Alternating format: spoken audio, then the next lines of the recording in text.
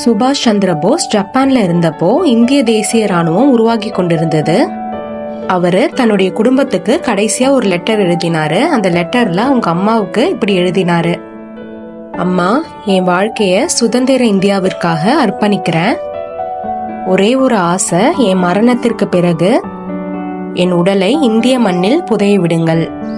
என் உடம்பு மண்ணாகி மீண்டும் என் நாட்டுல வீர வணக்கம் பெற வேண்டும்.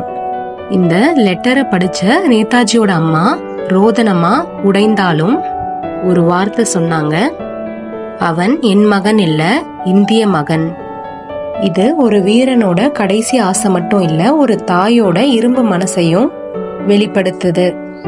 ஒரு தாயின் கண்ணீரும் ஒரு மகனின் உயிரும் ஒரு தேசத்துக்காக விழுந்தது. அந்த தேசம்தான் நாம் வாழும் இந்தியா. சிலரை நாம் காண மாட்டோம், ஆனால் அவர்கள் நம்முள் வாழ்கிறார்கள்.